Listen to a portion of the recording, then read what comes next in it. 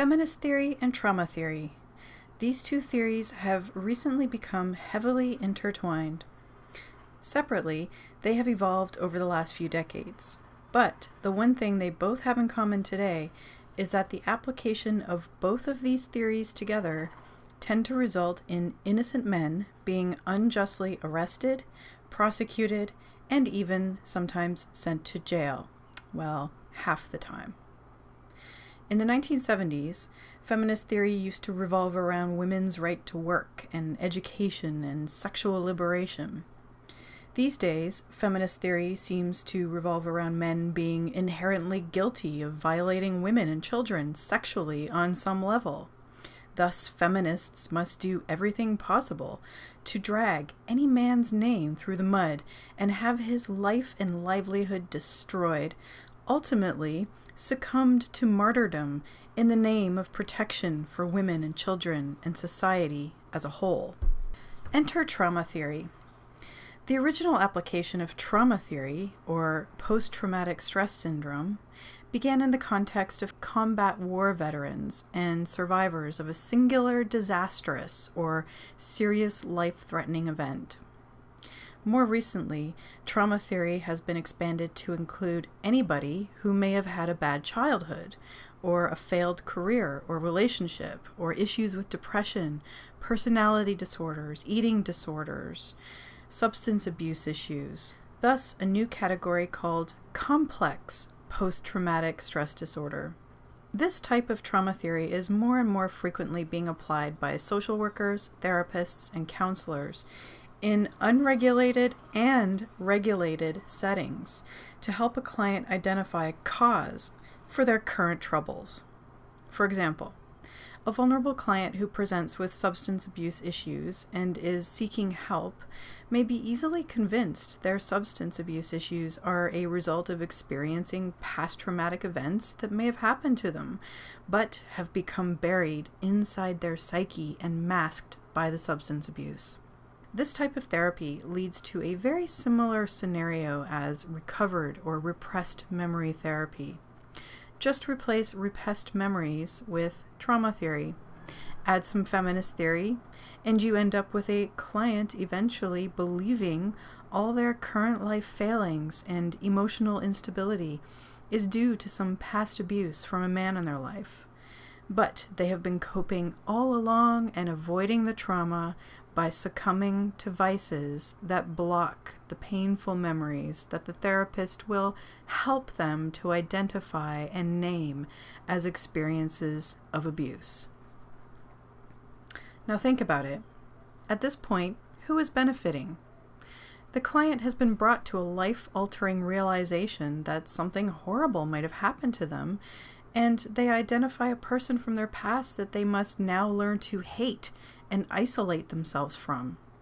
No, this agenda does not sound like a positive outcome for the client. The therapist, however, has been paid to have multiple sessions with this client to reach this template conclusion.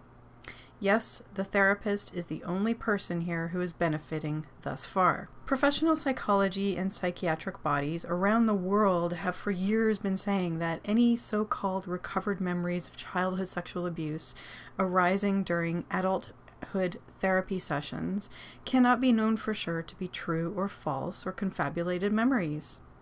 These same bodies also warn that courts of law must take extreme caution when complaints arise from such memories in the absence of affirmative corroboration.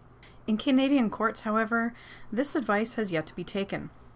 In fact, we have a series of precedents or case law in place that actually justify the prosecution and conviction of a person, usually a man, in this exact scenario. This group of precedents systematically erodes the reasonable doubt standard and reduce it to a balance of probabilities standard.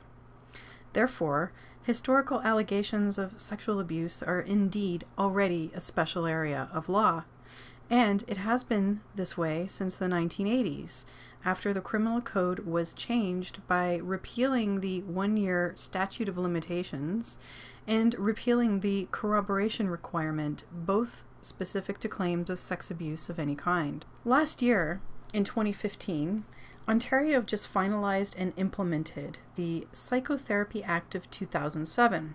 It sat on the table, unimplemented, until last year. As a result of implementing this act, a new regulating body, the College of Registered Psychotherapists of Ontario, or CRPO, was created.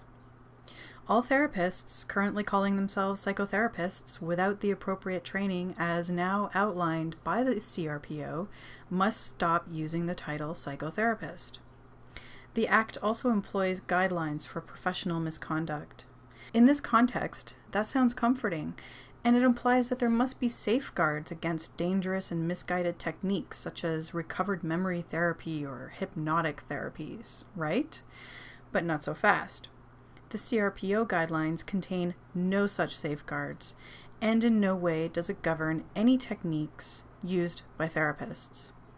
So this act does nothing to curb the danger of prompting damaging false memories. The CRPO lists its recognized education and training programs in accredited schools on its website. One of the schools it accredits is called the Toronto Institute for Relational Psychotherapy. A snippet taken from their therapy description page reads as following. The principles of relational psychotherapy taught by the Toronto Institute for Relational Psychotherapy are drawn from self-psychology, intersubjectivity theory, relational psychoanalysis, psychodynamic developmental theory, trauma theory, and feminist theories of psychotherapy.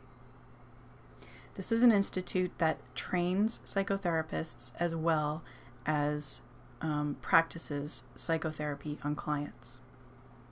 This institute looks no different than the rogue therapist with no qualifications in the early video that I have in my part 3 of this series. Only this is a government-sanctioned accredited institute.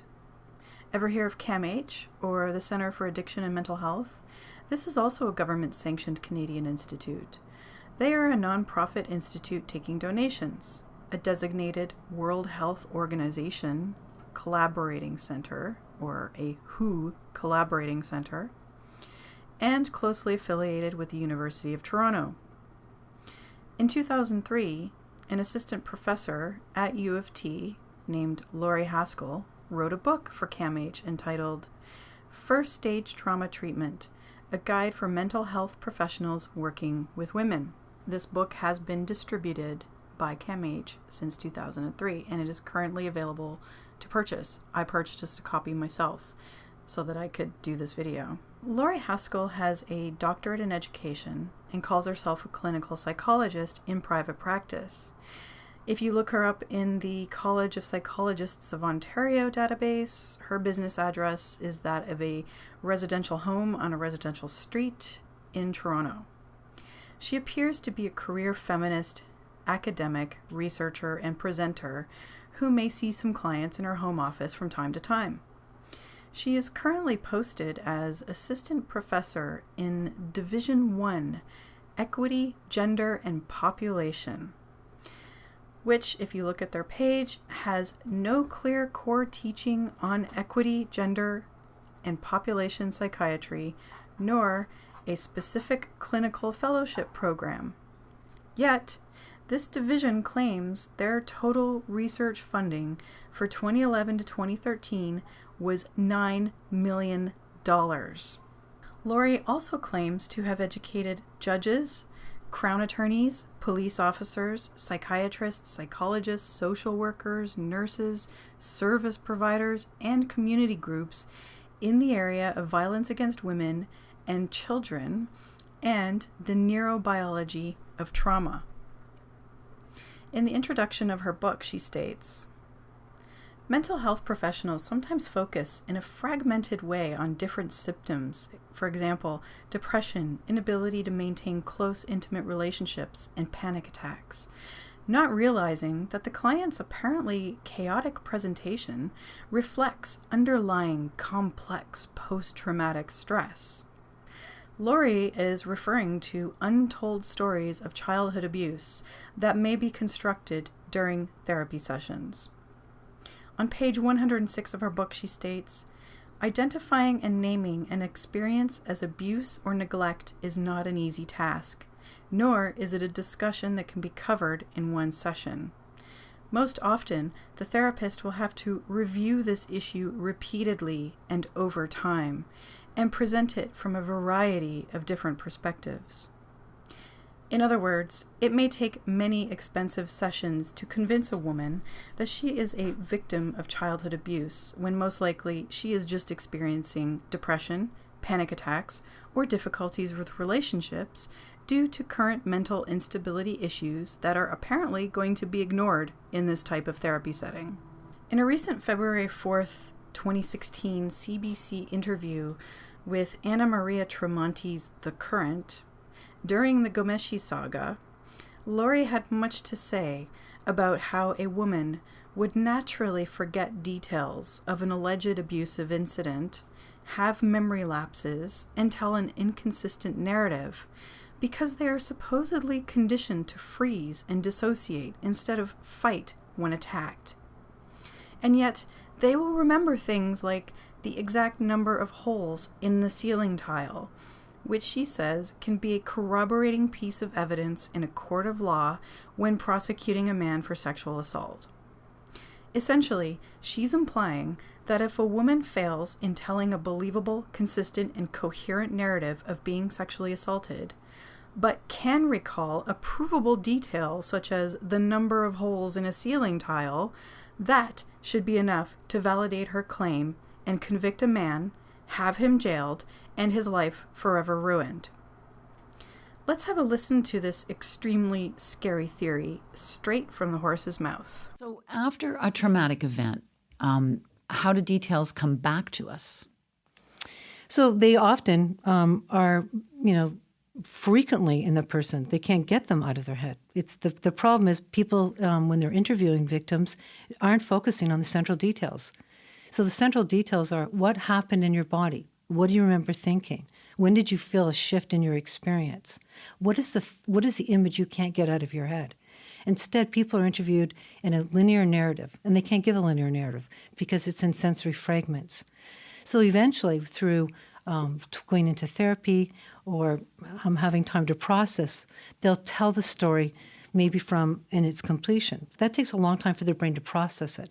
I mean, people can see it if they're in a car accident. They don't tell a coherent narrative about a car accident. They'll talk about the moment they knew they were going to crash, or the sounds of the glass shattering, or the sounds of the brake. And that's what will predominate them for days and hours after the event. Why might someone try to fill in the blanks if they can't recall a detail? We all want to create meaningful narratives. And so people say, well, what happened? Most people focus on, well, what were you doing? What happened? Where were you? Did you fight? Did you scream?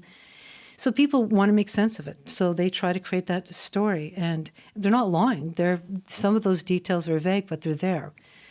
But, what they don't ask them enough of is, what was going on with you. They're going to remember their reflexes, and they're going to remember central encoded details. Was it you work with, you train police Yes. and lawyers on this specific issue? Exactly. Because there are some sort of then preconceived notions about how we're supposed to remember things, both Exactly. in the public and for professionals. Absolutely. And so people think this is what the brain should be attending to instead of what is the brain capable of attending to. So we have all this neuroscience of saying there's all these changes in the brain, and yet we allow victims to be on the stand being asked all kinds of detailed questions about peripheral information, which is not relevant. So should these errors in memory be used to prove an alleged victim is? No, if we change the focus, if neuroscience changed how police interview victims, changed how Crown attorneys understood and led evidence, and how judges could assess credibility, this would get rid of a lot of the myths about what people were supposed to remember, what they're supposed to be able to talk about, and the kinds of actions they should have been able to take. Still, the question of did they fight, did they scream? We're not conditioned to fight. We're conditioned to freeze and then try to flee. And we can see this in all kinds of other scenarios, but it's the first things people suggest around someone who's sexually assaulted. And so how would a lawyer prove a case without using those peripheral details? Focusing more on understanding the neuropsychophysiology of what someone experiences. Someone who had a consensual sexual experience wouldn't talk about going into a trance state or feeling frozen. A prosecutor in the States who specializes in this said, he asked him, well, what were you doing while this was going on? And the victim said, I was lying counting the holes in the ceiling tile. And he said, do you know how many holes were in the ceiling tile? She said 36. He had someone go and take pictures of the ceiling tile. There was 36 holes. So that would prove that she was in the state she said she was in. Who would do that during a consensual sexual experience? Exactly. So if they would pay attention to what the victim is actually experiencing and doing, if they dissociate, they might remember a spot on the wall or something in the person's apartment. Something might stand out for them in the car. And that could be corroborative evidence if those kinds of details were paid attention to. Fascinating. Thank you for coming in. Thank you very much. Dr. Laurie Haskell is a clinical psychologist in private practice. She's an assistant professor in psychiatry at the University of Toronto, and she trains lawyers and police on the neurobiology of trauma. In her book, she writes a chapter on the 6 dimensions of complex post-traumatic stress disorder. Those 6 dimensions are strikingly similar to the ambiguous symptoms police and other interviewers were trained to look for in children during the satanic panic ritual abuse days, as I highlighted in previous parts of this series. The 6 dimensions are as follows. First, affect dysregulation, or difficulties in regulating emotions. 2. Dissociation and changes in consciousness, or amnesia, or hyper-recall, or spacing out. 3. Changes in self-perception. 4. Disturbances in relationships. 5. Somatization, or unexplained physical pains. 6. Alterations in systems of meaning. I don't even know what to say about that one. The author refers to this symptom list as a basis in convincing their client that they are victims of childhood abuse. She also discusses how to ground a client when they are experiencing flashbacks, dissociation, or self-injurious behavior during a therapy session. She refers to these as stress responses, but what isn't discussed is what the therapist is doing to trigger such responses during a session. Those triggers would likely be a hypnotic regression method of some sort, or some sort of trigger that will actually trigger a psychosis that is just embedded within the client's brain. But a regression method employed for the purpose of memory retrieval is what can create false memories or experiences. In her book's glossary, she refers to a technique called EMDR, or eye movement desensitization and reprocessing. In this context, it is a type of therapy that uses sets of eye movement or other forms of bilateral stimulation to try to help the client remember, neutralize, and resolve the upsetting memories at the root of current psychological disturbances. Needless to say, there is little scientific evidence backing this form of therapy as legitimately helpful in such a context. Therefore, it is nothing more than a controversial therapy. It sounds to me like just another form of hypnosis. In the area of Canadian law, a precedent was set in 2000 in the Supreme Court of Canada. The case was R versus DD, and it states, "There is no inviolable rule on how people who are victims of trauma like sexual assault will behave. Some will make an immediate complaint, some will delay in disclosing the abuse, some will never disclose the abuse. Reasons for delay are many, and at least include embarrassment, fear, guilt, or a lack of understanding and knowledge." This last bit is key. The lack of understanding and knowledge. This is making allowance for a complainant to say that she can't coherently describe her alleged experience as sexual assault because she may not have understood it at the time that it was an assault. Enter the therapists or counselors who have likely spent several sessions convincing these complainants that they are victims and have helped them construct such a narrative. Doesn't that sound like grooming? Grooming a person to believe something is true when it likely isn't, and empowering them to act on it as a means to justify the financial gains to be had by the groomer? By now, you might be asking, how is this type of therapy and victim manufacturing allowed to continue at the expense of innocent men's pocketbooks, reputations, security, and freedom? The answer is quite simple. They justify the jobs and exorbitant salaries of sex crime police officers and feminist crown prosecutors looking for maximum conviction rates.